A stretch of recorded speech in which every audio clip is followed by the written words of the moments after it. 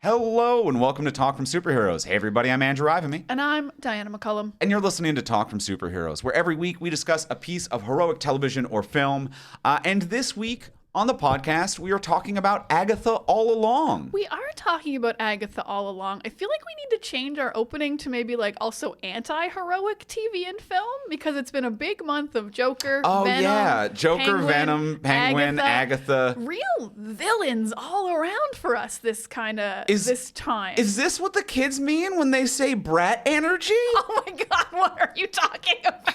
I don't know. I honestly don't know. All of these villains are in their 40s and 50s. That's brat energy. No, that's brat energy. I think maybe Loki. Maybe Loki is brat energy. Is the closest you know to what they have? energy? They have strong, I could fix her energy. That's what everybody has. All these villains? Yeah. Okay, or the people who like them. I don't. No, the villains. The villains okay. have. It's a strong. If you are into I can fix them hotties, it's a good. You're eating good. Yeah, you're eating. You're good. eating good this month. Mm-hmm. Yeah, there's a lot of options. Yeah, you got your Christina Milioti on the Penguin. You know, you've got Agatha. You've got Tom Hardy / Venom, but they're fixing each other. They're fixing each other. I was also thinking Aubrey Plaza as well. So we'll get into that. We can fix her. We could. Yeah. We all think we could. But she's also not broken. No.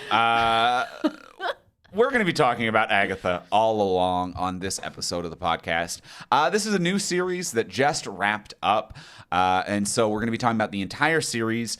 There will be spoilers, but before we get into the spoiler-filled section, we are going to do a spoiler-free review. So in case you're on the fence about watching it or just want a taste of the episode before you catch up or finish it, we'll give you a spoiler-free review to start it off. Then, once you hear the theme music, that is when we will enter the spoiler-filled section. And as well, just to let you know, some of you are tuning in live to this. Some of you are listening to this in the future. For the people who are tuning in live, thank you very much for being here. This is a part of our 24-hour stream for Extra Life Game Day, which is raising money for Children's Miracle Network hospitals. We have chosen our local Toronto hospital, which is Sick Kids Hospital. So we're raising money for them. Donate if you can over at extralife.fromsuperheroes.com. You will see the links below. The links will be in the chat if you're watching live.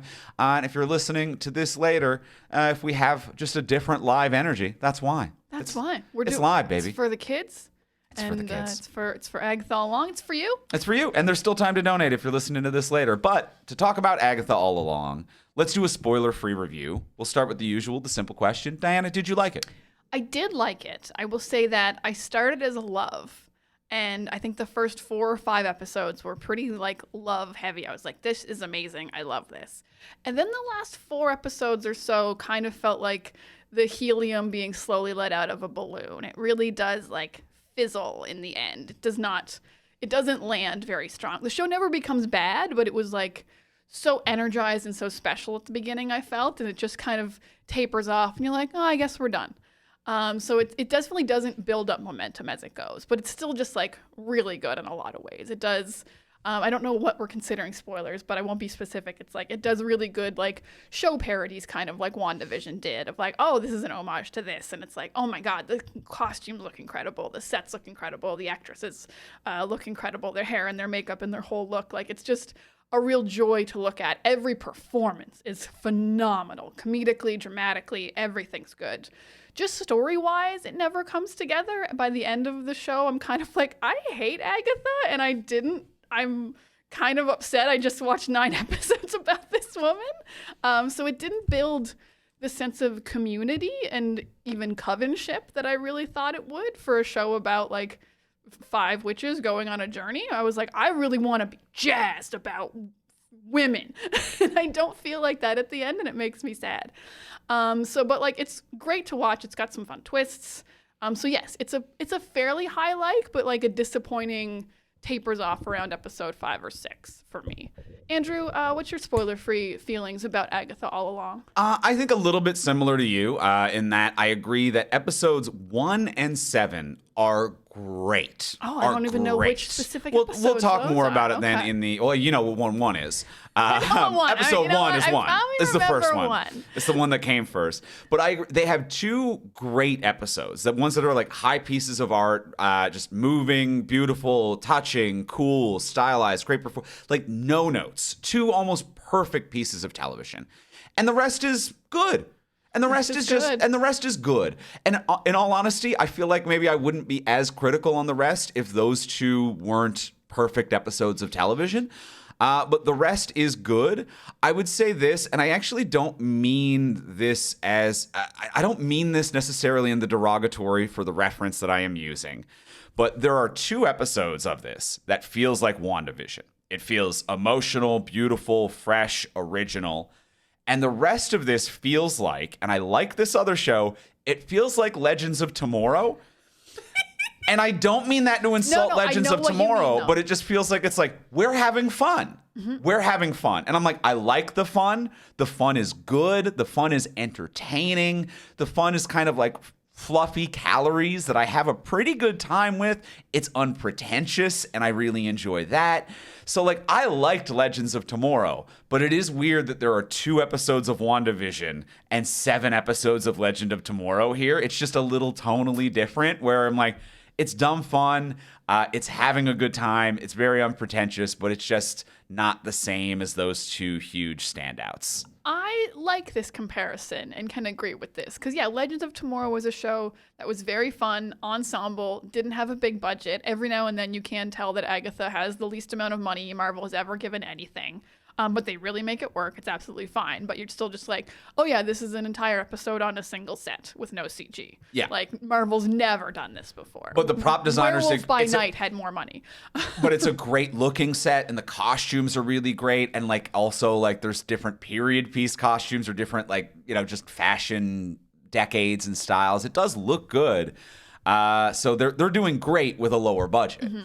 But it's just a little different. Yeah, just a little different. So yeah, it's good. It's and good. We like it, but there's moments of greatness can make something feel worse than it is. I agree. Because you're like, oh, why not 9 episodes of this? Like, I'm even gonna put it beyond greatness. It is all good, and there are like moments of perfection. Oh, perfection. Like I think perfection is what it is for a couple of them. Yeah. What a complimentary man. I'm not even giving it perfection at any point. Okay. Well, we'll get more into it. And can it be spoiled? Yes. Yeah, I also agree. Agatha can be spoiled. I think it can. I think that there's a couple of things that you kind of can predict depending on your familiarity with the comics. But if you don't have a familiarity with the comics, it will catch you off guard. Mm-hmm. And even if you do, there's a couple of creative changes from what the comic book sources are here. So yeah, I think that there's a couple of woes, a couple of well-earned woes, I would even say. Yeah. So I mean, it feels like everything's been spoiled by now. Actually, you know what? I think maybe some of them weren't. Yeah.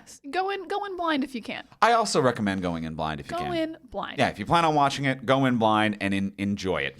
And before we get into the spoiler-filled section of today's episode, we do want to take a moment to thank our sponsor of today's episode. We want to thank our friends over at Uncommon Goods. I'm thanking my friends over at Uncommon Goods for so many of the Uncommon Goods I have purchased from them. So Uncommon Goods can spark something uncommon this holiday season. They have incredible hand-picked gifts. You're going to find something absolutely unique and wonderful to give to someone you love, someone you just like, yourself even. I've gotten some things for myself from Uncommon Goods. I recently got just like a nice long sleeve shirt with like a bicycle on it, and within the wheels are like photos of, I was told, the Colorado mountains, and I thought they were just mountains. I was told by someone who's been to Colorado to be like, hey, you've got a Colorado shirt, and I was like, yeah, no, I knew that, but they do have some really fun stuff. And you can also shop by like interest. You can shop by like, I'm looking for like apparel or a house accessory or home and garden. So you can go into like style. You can be like, I'm looking for something geeky, something sport related as well. Like, They have like sports stuff for like Major League Baseball and football. They have stuff for like the national park system. They got cool Smokey the Bear shirts and stuff that I really like. They have some Give a Hoot Don't Pollute hoodies that I'm like, I am going to be ordering. I love not polluting. I love a strong national park energy, and they have a lot of really fun stuff around that. They also have a lot of stuff you can just personalize. Like you can get like these pet clothes, which are clothes for you, but you can like send them images of your pet, and it's like they're just gonna make the dogs or cats look like cartoon-esque versions of your pet. Yeah. Other stuff you can personalize. We have rocks glasses with like the Toronto outline on them, so you can get pretty much any city. Yeah. So they've got great stuff. Laser etched city glasses. Andrew knows the terminology. So They use lasers to etch it. They use lasers to etch it. What can't lasers do? What is uncommon if not lasers? If not lasers. So what you're going to want to do is to get 15% off your next gift, go to uncommongoods.com/TFS. That's uncommongoods.com/TFS for 15% off. Don't miss out on this limited time offer. Uncommon Goods. We're all out of the ordinary. And thank you, Uncommon Goods, for your support. Thank you, Uncommon Goods. And now let's get into the spoiler-filled section of the episode, talking about the full season of Agatha All Along.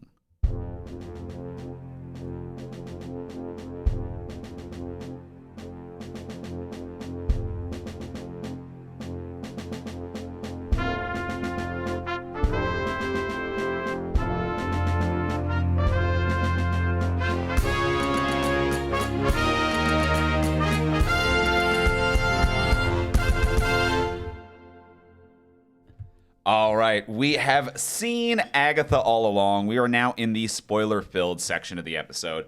But yeah, as we alluded to in the spoiler-free review, episode 1, it starts off hot and strong. Episode 1 is just such a great parody of these like dark murder mystery shows. Your Mayor of Easttown, Broadchurch. The Killing was a show, I believe. I think it's very similar to that. Yeah, just that like dark, dreary detective who's seen it all. Even though it's a small town and this is probably their first murder ever, I always find that very funny in those kind of shows. It's like, oh yeah, of course a child was killed. I'm like, there's 20 people in this town. This is definitely the first kid who's ever died. Well, it's always a detective who has been like moved to this small town and they've seen some bigger stuff. Yeah, that's true. But the parody level of episode 1 is just perfect because it shouldn't, because like we all know it's fake, but like watching Teen, I guess we can say his name, we're in the spoiler free, watching Billy and Death try to be like, what are you talking about? You're a detective?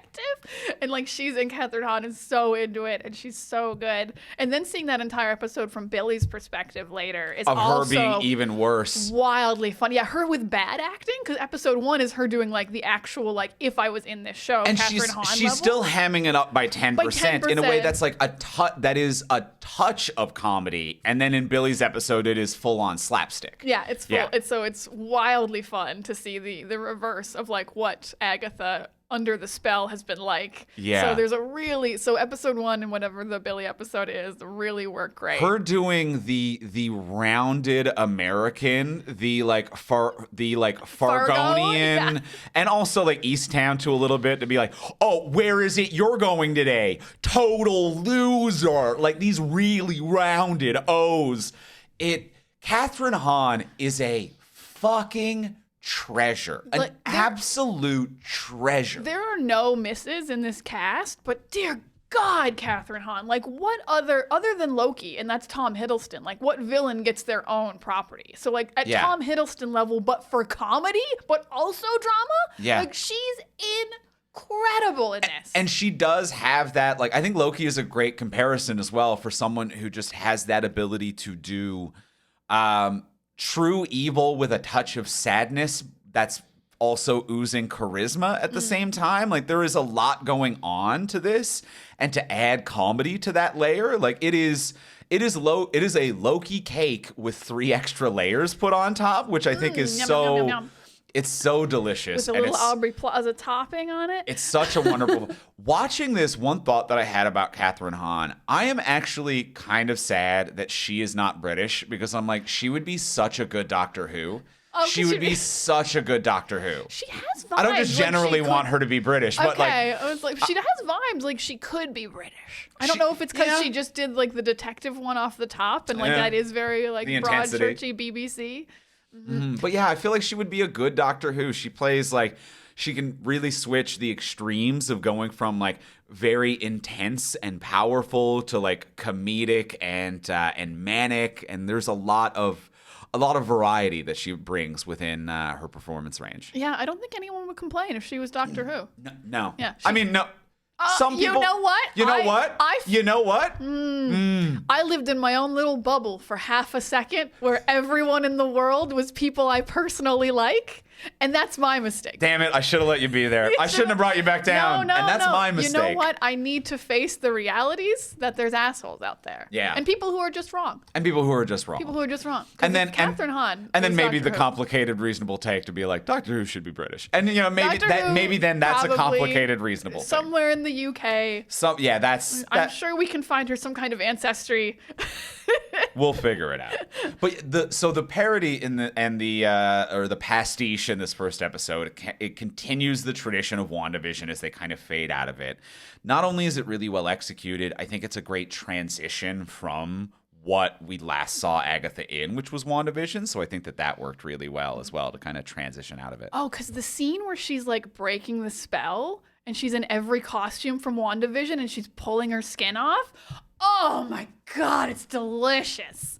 What an incredible visualization of her getting out of the spell. Like just going through every character from every WandaVision episode. Yeah. Like such a great way to like tie back into WandaVision with also being like cool in its own thing. Yeah. Great stuff. Yeah. Incredible pilot. Yeah, incredible pilot. Really good stuff. And I think one of the other strong things about the pilot is that pretty much right away we get some scenes with Catherine Hahn and Aubrey Plaza who have wonderful chemistry off of one another. They have wonderful chemistry together, alone. God, they both look rockin'. They have been given such incredible outfits to wear. They pop. I love that this show is for like the female gaze, and it's also for like the female gaze. It's like gaze with a Z and gaze with a Y. Yeah. Because like I remember there was a really good comparison of how Harley Quinn dressed in Suicide Squad versus how Harley Quinn dressed in The Emancipation of Harley Quinn. Whereas, This was for the male gaze, and even though in Emancipation of Harley Quinn it was still like crop tops and like, but it was like this is for the female gaze. Like she feels empowered and good in this, and every costume in this felt very much like all female gaze, and it felt really good to watch. I felt good watching, even in the thriller episode where they're being like in the murder cabin and they're all in like pajamas and their tube tops. I'm like, no, this still feels female gaze. They all look powerful and cool. And strong. But they look powerful and cool and sexual without being sexualized. Yes. Yeah. They do. Yeah. So Aubrey Plaza is the best at it. And she's like, man, talk about born for this role. Aubrey Plaza just manages to get the coolest roles that I'm the most jealous of. Like she also plays this kind of cool role in Legion where she's not quite Death, but she's like a specter throughout the show. Who's like just gets to do cool things. And so here she's just amazing as Death. Yeah, she really is. And like she is amazing as this character who we find out at the end of the series is Death. But she is just such a good scene partner with Catherine Hahn. Like, yes, they are both great individually, but I think that one of the strengths of episode 1 is that as the series goes on, we get fewer scenes between these two characters. And episode 1 is really kind of anchored on the scenes between these two characters, which I think is one of the strengths of this series, which is these two playing off of one another, working with one another, having chemistry with one another. Yeah, I will say, I think that's one of the reasons I think the season kind of fizzles out for me. As it goes, it's weird. Like, I feel like as the show goes, I actually get to know most of the characters less, which is weird. It's like, as we go, I'm like, oh, I feel like, like episode 1, I'm like, oh, okay, I get what this relationship is between Agatha and Rio/Death. But then we get further along and they reveal more and they hang out together less. And I'm like, maybe I don't get it? Why are they fighting now? Why are they both mad at each other? Seems like she was pretty reasonable about not killing your kid for 7 years. So I actually feel like I know them less by the end. But at the beginning, like, they have this incredible pilot episode. I really just like when they almost kiss and then Death is like, that's not your son or whatever she says. That's not Nikki. Because she thinks Billy is Nikki for a while. And there's just like this great moment of sadness for both of them. But then, yeah, we get to like their actual like. We never really find out how they even started dating, like, because she was already in love with her when Nikki was born. Yeah. So I'm like, this backstory didn't really tell me much about like your relationship. Yep. Yeah. So I do, yeah. This is another thing that fizzles out for me as the show goes. Yeah, I agree. You get to know them. Get to know them less is a great way of describing it, and like the little bit of extra information makes it a little bit cloudier. Frankly, like it would kind of work stronger as a mystery. So yeah, it definitely loses a bit of the heat of that relationship as the season goes on. Yeah, because I would say the finale, actually, I guess it's like the penultimate episode, but they came out at the same time. The finale is very kind of what I think a lot of people complained about with WandaVision, which was like, it was this beautiful pastiche of a show with a lot of emotional overtones, and the finale was just throwing energy balls at each other. And this kind of felt very much the same of like, oh, your relationship has been so complex and we're trying to figure it out. And then she comes out from the road and Death is just like, energy balls, I hate you. Yeah, it turns into a Gillette commercial where it's... A Gillette commercial is your go-to. Yeah. The razor's just... Yeah, well, like there was an era of like razor blade commercials where it was just blue.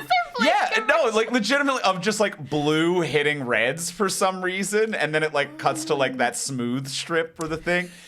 It also like it was of an era of like it felt very NBC's Heroes of like we can afford 2 laser beams kind of a thing. So yeah, it wasn't the emotional ending that that I thought we deserved. Yeah, it didn't. The ending definitely didn't work for me. But this was also an issue She-Hulk had as well, where She-Hulk tried to like hang a lantern on that to be like, oh, you just want like a big punch party. It's like that's not an emotional ending, and then they still gave us that. Yeah. And it's like, oh, okay, so lessons. you learn yeah, and even in She-Hulk they learned no lesson as they were telling us the lesson because it still kind of ended that way. Yeah, because like spoilers for Loki. Loki has an almost perfect ending of him sacrificing himself for centuries for all of time and all of existence, and it's like that's an emotional, like no fighting, no punching, making a choice, sacrifice, a visual and emotional core of an ending. And I guess Agatha like chooses to die, but that moment didn't do anything for me because I didn't believe she was actually dying in any way. It was too sudden and it didn't feel earned. I didn't was feel like, the this change. Is probably a trick.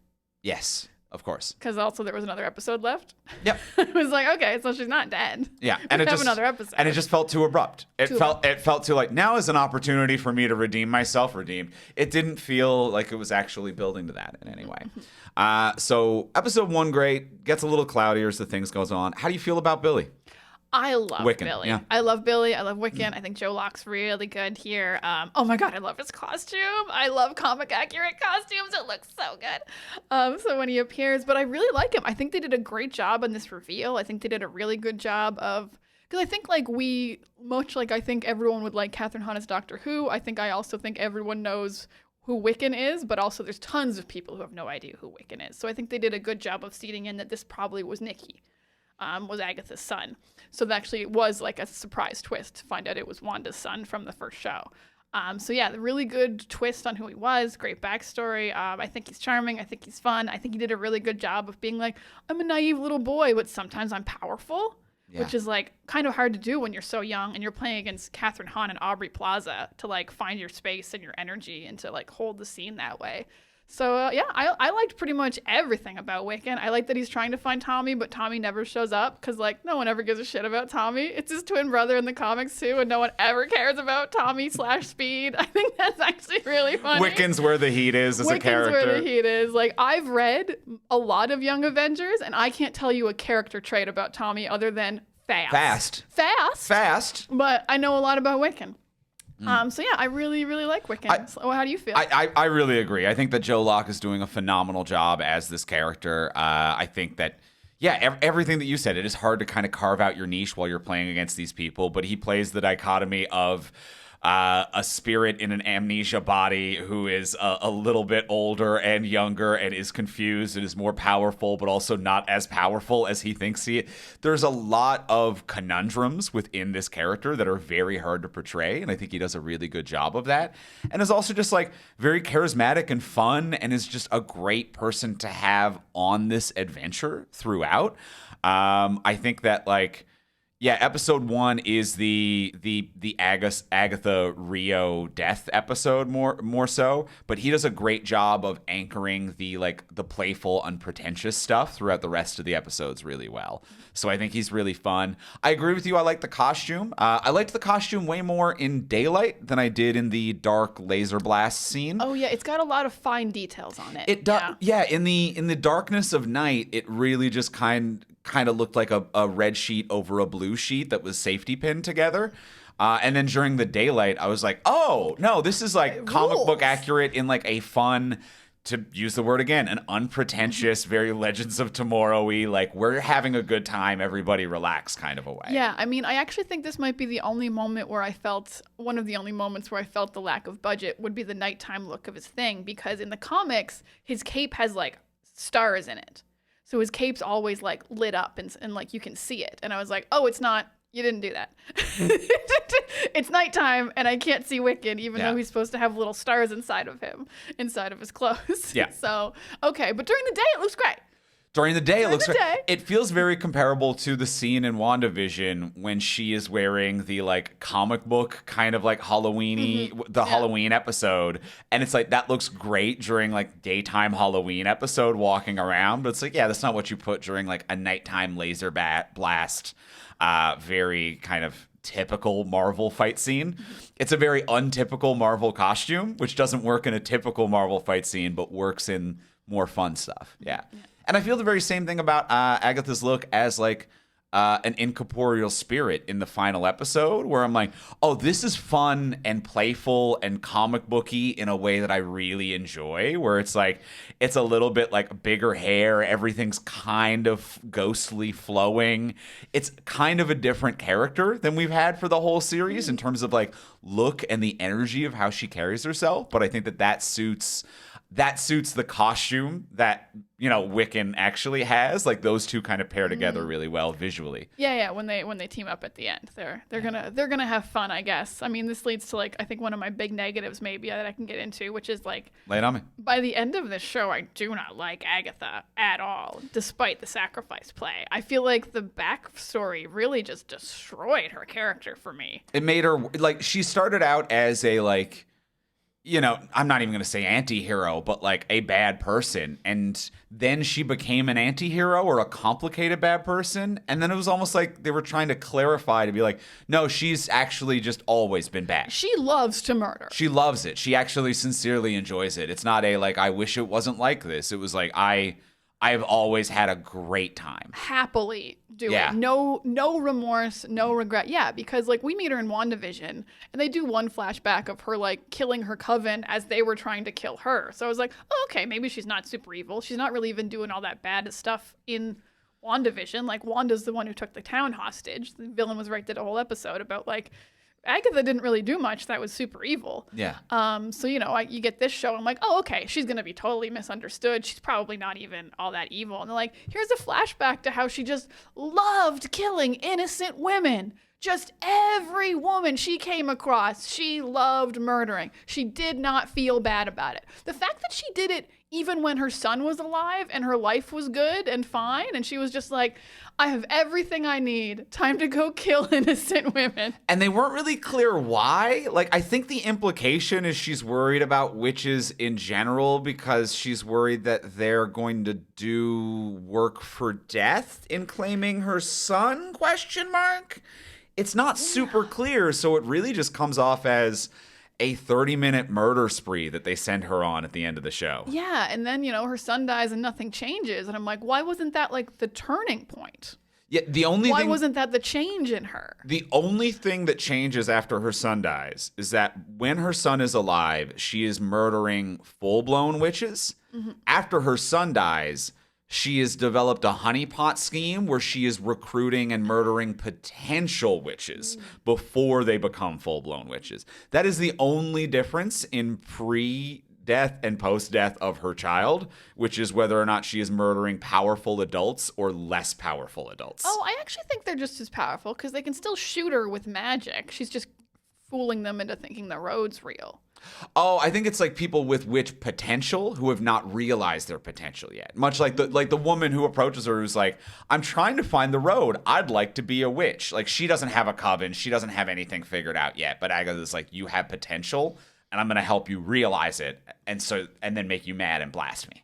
Oh, okay. I mean, I think if you can blast, you're a witch. Yeah. I can't blast. But Fair anyway, enough. Either way. Either way. It's just for as I said when this show came out and as I was watching it, I was like, man, I can't wait to feel jazzed about women. I'm gonna feel like I felt watching the Marvels, like 3 powerful ladies just having a great time being cool. So then to see like she's like, I only kill women and I don't learn to love a coven. I don't learn the power of female friendship. I don't learn to trust. Literally the only people I won't kill are boys.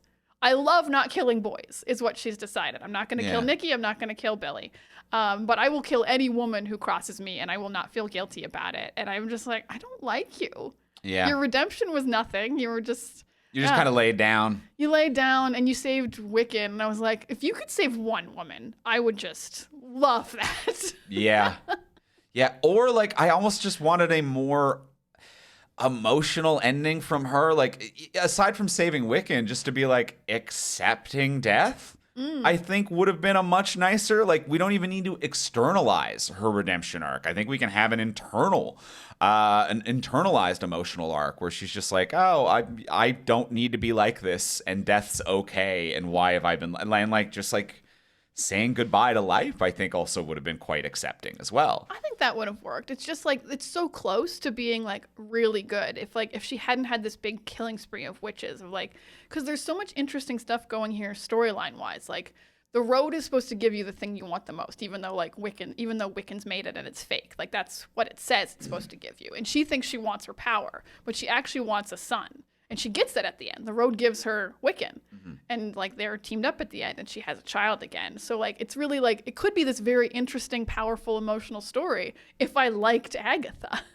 Yeah. If I was like, yes, she deserves to have a child back. She's earned it. She's not very evil. I'm just like, no, she's real evil. She's really and hasn't really redeemed herself. Considerably She didn't evil. make any sacrifice plays for any of the women on the road. She didn't care that they died. No. She killed Alice. Yep. Just full out. So that's it's bad. It makes her look bad because she is bad throughout this. That makes sense. And I think it is largely saved by a charismatic performance. Yes. It's oh my God, Catherine Hahn. It's almost very makes much you forget that it's not okay to kill. Absolutely. You're like, maybe it's fine. And it very much is that, to be like, look how charismatic this person is. Don't you kind of want to like her? And it's like, I do want to, but you need to kind of meet me halfway a little bit. You need to at least when Loki kills, you know why he's doing it. You're like, he is desperate to be loved, and he is reaching out in like the worst way possible. Yes. But when Agatha kills, you're like, I think she just likes it. Yeah, I think she's just into it. Genuinely wants power. Now that kind of leads me to kind of flip back to a positive as well. We talked very glowingly about the pilot episode. I also mentioned episode 7. I think is phenomenal, which is Patti LuPone's episode. The time Lilia's travel. episode. The time winding episode. Mwah. I think that is a beautiful episode. I think it works pretty well. It wasn't my favorite like time jump episode of anything I've ever seen. I think to start with a negative, and then we'll praise it because it is mostly a very good episode. I thought it was a very weak like homage to anything, because every other kind of trial was like, this is the reality show New Housewives trial, this is the murder slasher trial, this is the rock and roll trial, and I was like, you're a bunch of witches in a tower and they don't go together. So I didn't know like what this homage was with the tarot cards. They all looked really cool. Oh, interesting. I didn't think they were homages to anything. I thought each house was just meant to exist in a different decade. I thought it was more a travel through time, which is why I thought that kind of worked as the jumping through time.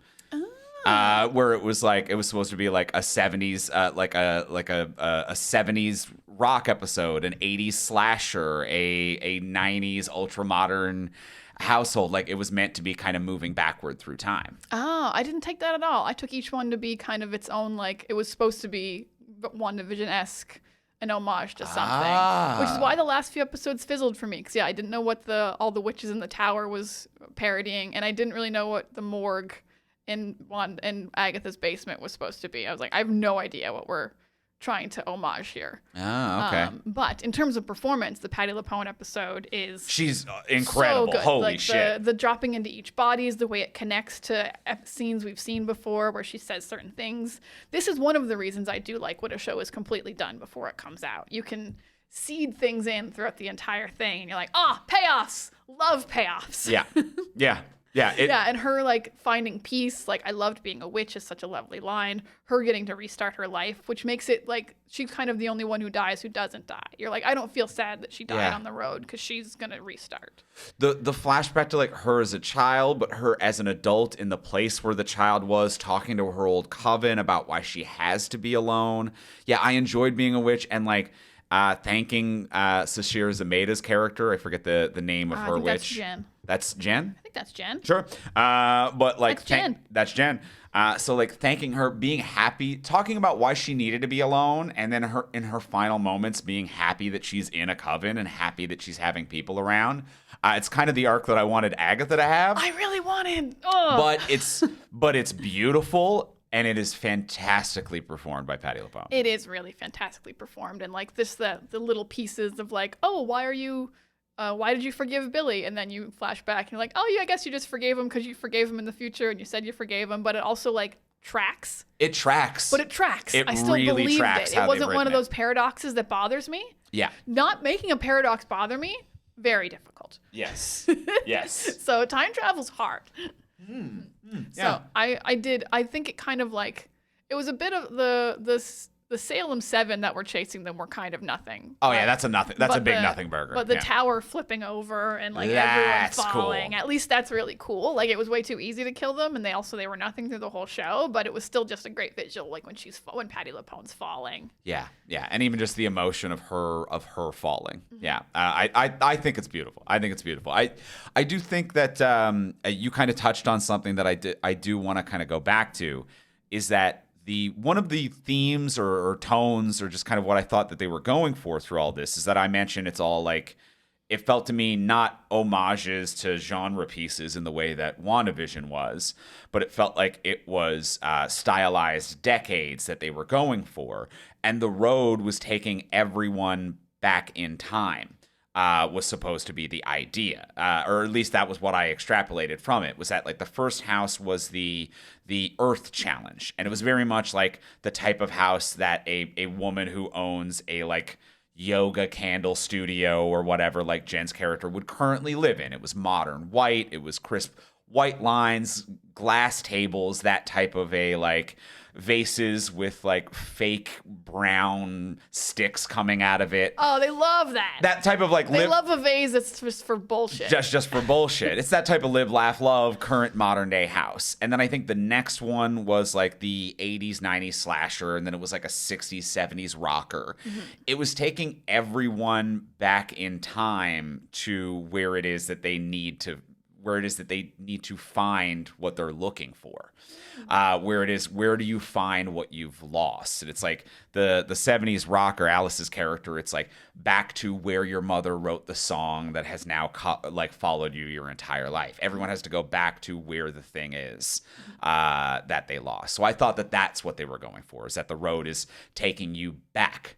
It is taking you back. It is taking Jen back to her getting her powers. It is taking Agatha back to, feeling like she has a son again. It is taking Wiccan back to having a brother. So it felt like it was always people running back in time was the theme of The Road. Yeah. Okay. And then like Patti LuPone's character, Lilia. No end. Lilia is the one jumping through time periods, both literally and figuratively, in terms of like the set dressing and the costume. She's literally jumping around through time. Mm-hmm. And she is the only one who has a comfortable death because she is the only one who understands that you don't need to run backwards through time, that today, tomorrow, yesterday, it's all part of the same journey, and that's all right, and you don't need to fight the flow of time.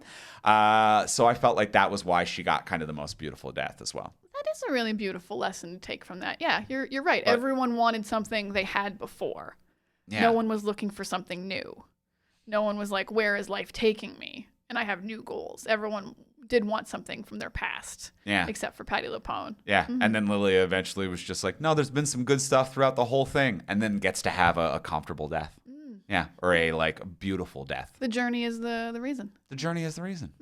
I think that's really nice. Yeah, well, that's a little positive that I have about this, but we can also dunk on it a little bit more as well. But before we do want to take a break in the episode and thank one of our other sponsors of today's episode. We do want to thank our friends over at Cuddly. Oh my goodness. We're going to thank Cuddly for so many things, for mostly for helping animals in need. Yes. Because we love animals. We love animals in need. We love helping people. What Cuddly is they are a fundraising platform that supports animal welfare organizations all over the world. Over 4,000 shelters and rescues trust Cuddly to raise funds and receive donations of supplies for the animals in their care. So, we have our wonderful pod dog, Scar. He is a rescue dog. He's a beautiful bouncing boy. Beautiful bouncing boy. He was in the shelters. We took him home, and he's asleep right now, and he's so cute. Yep. And so we love organizations that help animals.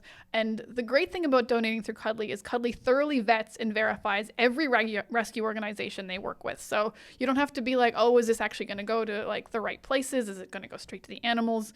They have checked it out. Your donations are tax deductible. It's all above board. And the great thing about Cuddly is they give the donations to the rescues that need the most. So maybe it's like a rescue that they're really low on funds, but they have no social outreach, and they just don't have time to have social media or don't have followers. It's like Cuddly's going to make sure they can help all the animals that they need to help with your donations. And animal welfare organizations are just always filled with beautiful, kind people who need additional resources. And they're so stressed. They're and they're so stressed wonderful. all the time. Like in the process so strung out. In the process of our adopting our dog Scar, who we absolutely love, and all of our friends who have adopted animals. Yeah, like you talk to these organizations, and they're wonderful and filled with beautiful people who are just like, their phone is going off every second, and they're just overworked and underfunded, and they're doing just beautiful work. So they need to be supported in every way possible. Beautiful work. The woman we adopted Scar from cried when she dropped him off because she was so happy for him, and she was just so tired.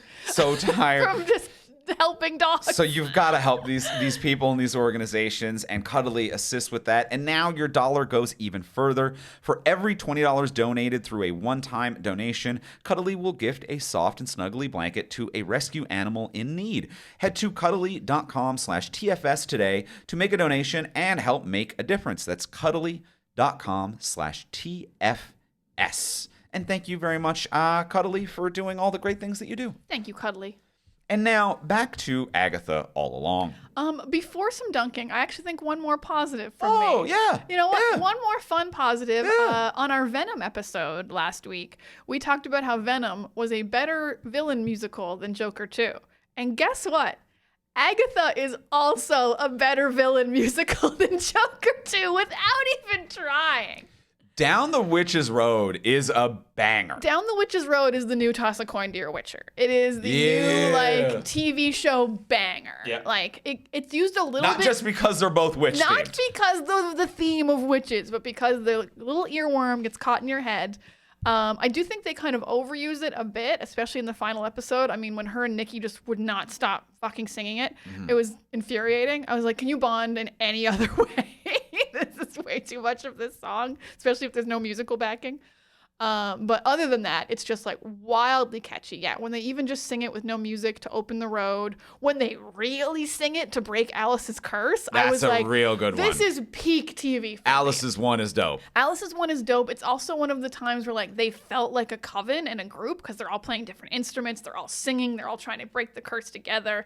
They actually were like a unit and a found family for a minute, and that breaks away kind of after that episode. But so the episode where Alice breaks the curse and like just gets to kill that demon, oh my god, and the music's just going down the witch's road. It's awesome. And the demon looked pretty cool as well. Cool. The demon looked cool, and it looked cool on a budget where I'm like, this is practical and fully and like reasonably lit. I'm like, it looks dope though. I really like this. Yeah. So Down the Witch's Road, new banger of the MCU. I even really liked. I agree with you in the final episode. I didn't need to hear it 83 times as they wrote the song. It really could have just been like a one cut to it's finished.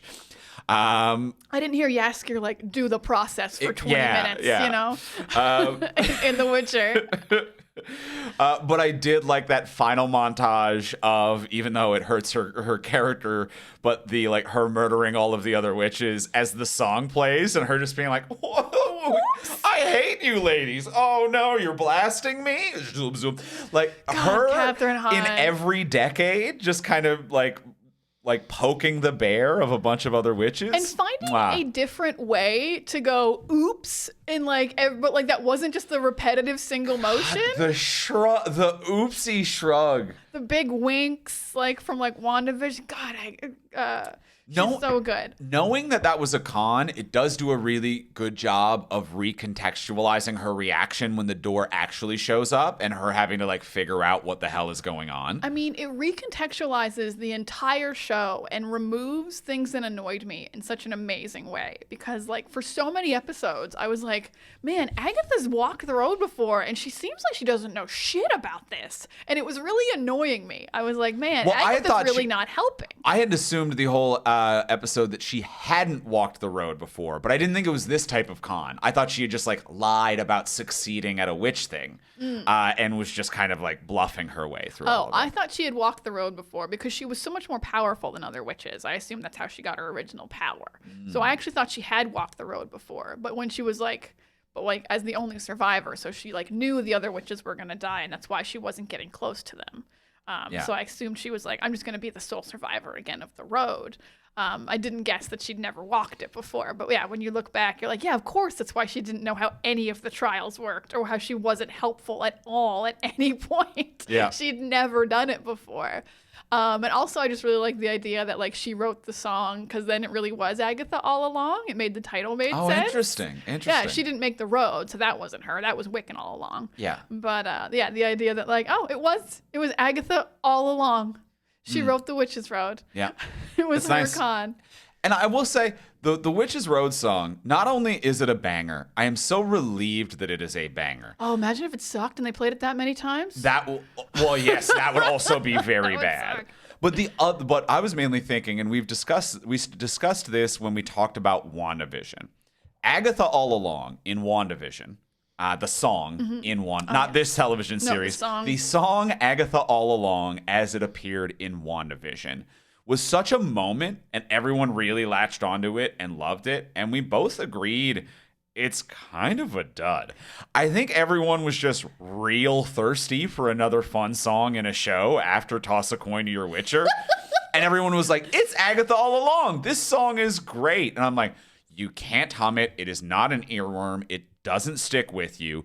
It is fun in the moment. It's a great reveal from someone who's giving a great performance. It makes a good music video. Yeah. But the song itself is just kind of nothing. It's fine. There's a reason it's not the theme song for this show, and there's a reason it does not show up in any way, because I think that even the people making this show were like, it's just not that good a song. We could do better. Yeah. And they did. Yeah. Yeah, Agatha Witch's All Road Along, is good. the song, I agree, it was like, oh, this is like fun in the moment, but it was never going to be like a banger. You're right. People were desperate. They were like, this is it, right? We have another one? It felt clingy. I was like, why are people being clingy? Why are you being weird about this? Don't be weird right now, dude. Is it because it's quarantine? I think... Yeah, is it because it's April 2020? that didn't not have something to do with it, I think. It was absolutely quarantine when WandaVision came out. Yeah, so original song, a dud. New song, a hero. New song absolutely slaps. I have some dunks, just like... and I hate to dunk on stuff that's magic, but like it didn't make sense. So here's things that didn't make sense to me. So Agatha throughout this show has no magic because Wanda took it from her. So she has literally zero magic. But then Alice dies because Wanda absorbed all her magic. And then Agatha still doesn't have magic. Like, you took all of Alice's magic. Oh, yeah, she should have some. She should have had a couple of balls in her. At least an Alice level. Yeah, Alice was shooting stuff. Whatever Alice had, you should have now. So that bothered me, that she still had literally zero. I was bothered that Alice died because Jen got to leave the road when she got what she wanted. And that was actually a beautiful moment. Jen, when she got her powers back and started crying and then just like disappeared, actually was an incredibly powerful, good moment. Yeah. So I'm like, why did Alice not just get to disappear when the curse was broken? I think that would have been a great way of getting rid of characters without killing them off. Oh, interesting. I think that Yeah, I don't know. I'm kind of iffy on that because that is a different theme and style. I do agree that I like when Jen. That is a beautiful moment when Jen gets her powers and leaves. And Sashira Zameda does a wonderful job in this character as well. Another standout performance. As much as I'm like the stars of this show are Agatha and Death and Billy. Like those are the three like just real breakouts and standouts. Everyone else does fantastic. Who's in the Coven as well. Yeah.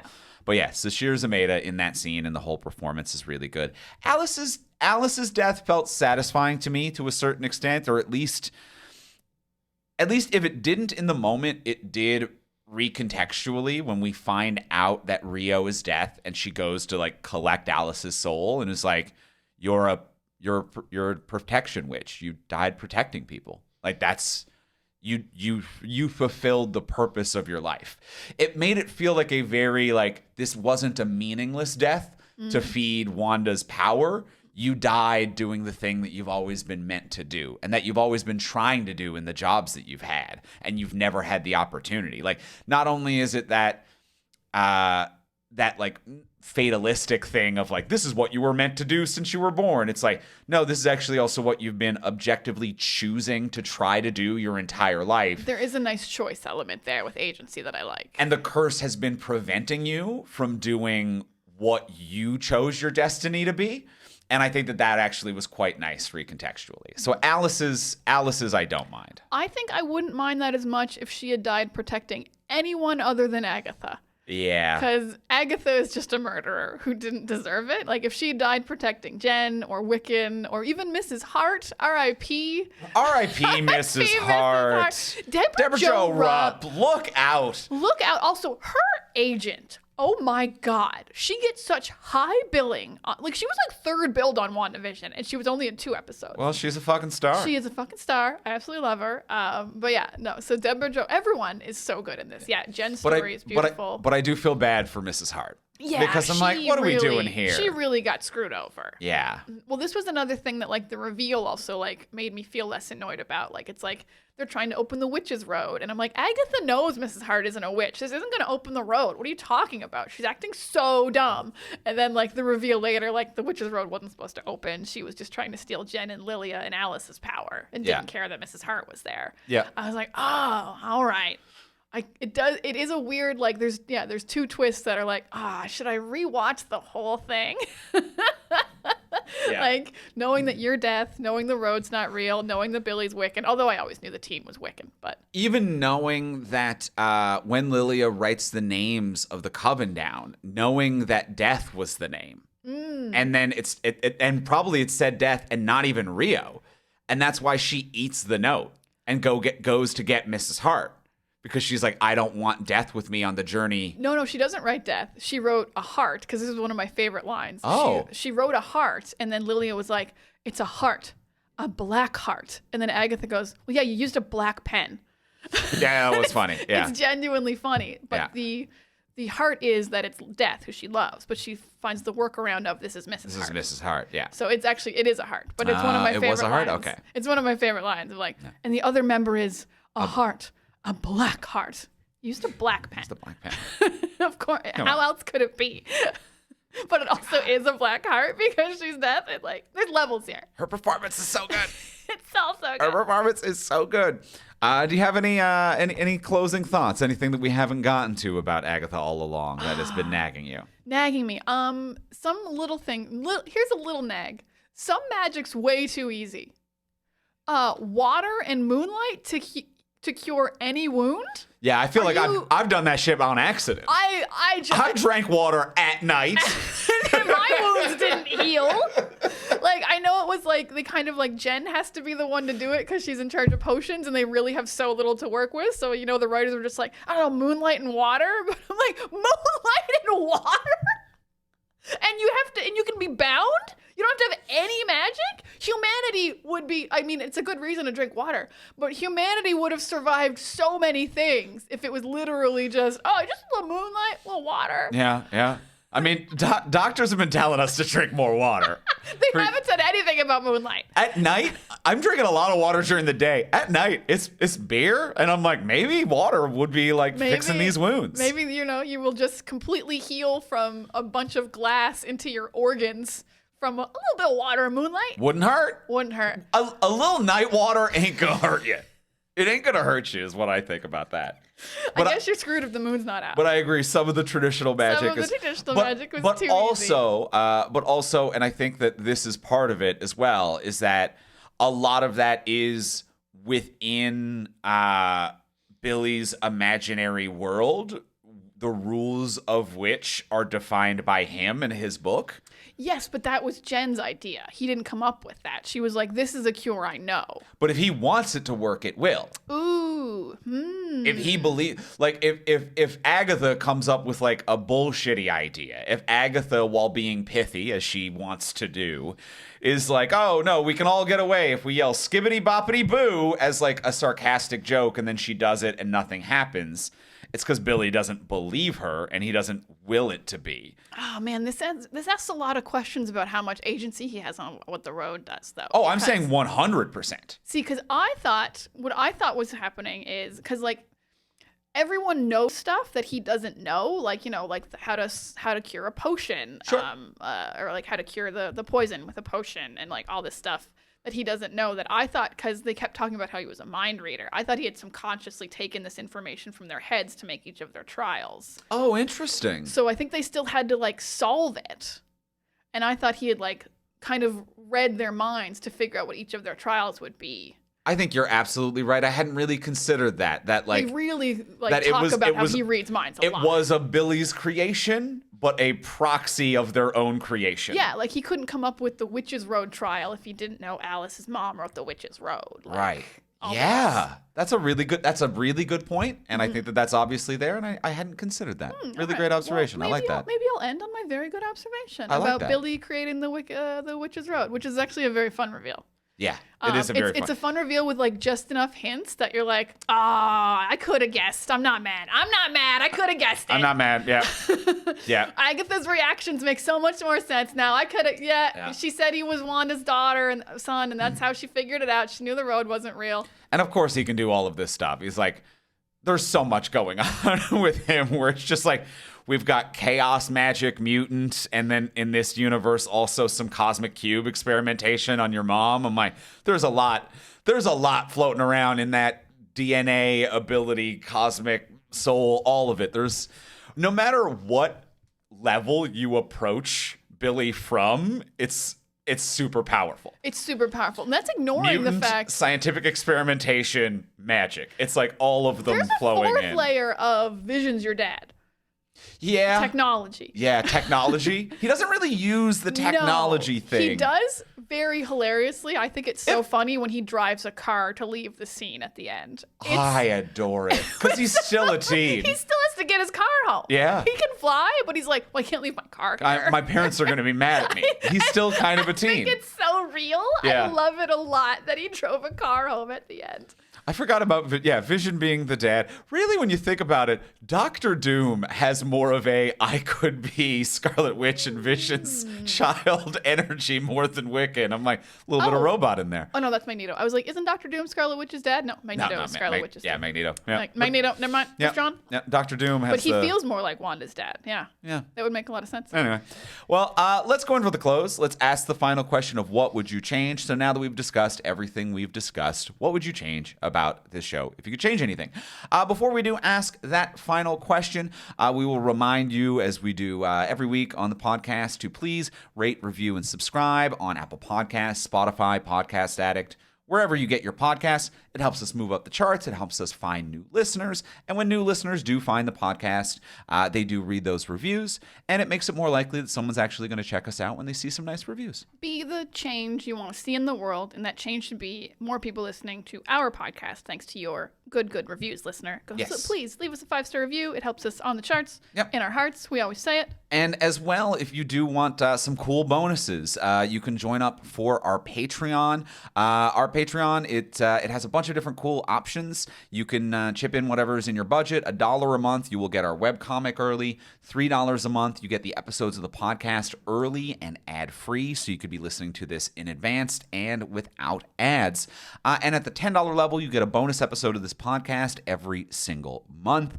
This past month, we did Hellboy the Crooked Man, which was supposed to be released to theaters and then went straight to video on demand, which we were quite curious as to why. And a real mixed bag there, actually. It was a real mixed bag. Yeah, normally things don't go to video if they're like going to be great. Yeah. So be prepared. Yeah. But there was definitely redeeming elements of Hellboy the Crooked Man. Yeah, absolutely. An interesting discussion. So that's up right now. Check out all the options on our Patreon page. It's at patreon.com/fromsuperheroes. That is patreon.com/fromsuperheroes. And now, let's go in for the close. Let's ask the final question. Now that we've discussed everything we've discussed, what would you change about this? If you could change anything, Diana, what would you change? My change is I'm going to like Agatha more, and I'm going to give her better reasonings for who she is. So my change is, so she has Nikki. Nikki is born of her own witchdom. He's made from scratch, has no dad. And that's absolutely fine. And she's perfectly happy, just her and her son, for years and years and years. When he's like 7 or 8, as happens in the show, they join a coven for the first time. The coven finds out Nikki is an abomination that was born without a father, and the coven kills him. That's why Agatha hates witches. Agatha then kills this entire coven that killed her son because they considered him an abomination when they found out that Agatha made him from scratch. This is why she doesn't ever want a real coven again. She does not trust them. She's just going to kill every witch she comes across because witches killed her son. And then I kind of get it. So she didn't kill witches before that. She only kills witches after Nikki dies, and that's how she's kind of like just getting her revenge throughout the centuries. And then once this whole thing happens with the road and Wiccan, she stops killing witches and realizes women can make a great community, and she actually does feel really bad about what she's done because I really want to like Agatha. So she's going to actually protect the other witches on the road, maybe do a sacrifice play for everyone, not just for Wiccan. But I think that's enough of a change for me that I'd be like, this show ruled. I understand where she is, why she did these things, how she became the person she is. So yeah, she doesn't kill witches until after Nikki dies, and then she has more of a sense of community and realizes that the support and community you get from other women is totally worth it, and she's been missing out for centuries. And that's my change. Andrew, what would you change in Agatha All Along? I love that. That's brilliant. That's brilliant. That's perfect. I had an idea of I did want to change that. I wanted it to be a little bit more meaningful, and I wanted her to be good and see her go bad. I wouldn't have thought to do it as intelligently and cleverly as that. So I think that's brilliant. So I love that. I think my only change is just for rhythm, charisma, and screen presence. I think that Aubrey Plaza as Rio and Death needs to be in every episode and on the road from the first minute they step on the road. When it comes to don't get me wrong, Mrs. Hart, Deborah Jo Rupp, I love her on the street. I love her in the show. She's on the street. You run into her on the street. A little hard on the street. Well, because they have an interaction early on with the garden and stuff like that. Agatha All Along. I thought you meant if you met her on the street. Oh, I mean, I would also be like, Deborah Jo Rupp, what's up? What's on up? The street. You're great, but on the street in Agatha All Along. Okay. I like her there. I'm not trying to get rid of her character because she's a fun performer to have around, but that just kind of wastes time and is a really innocent life that is taken, which really adds to the darker tone.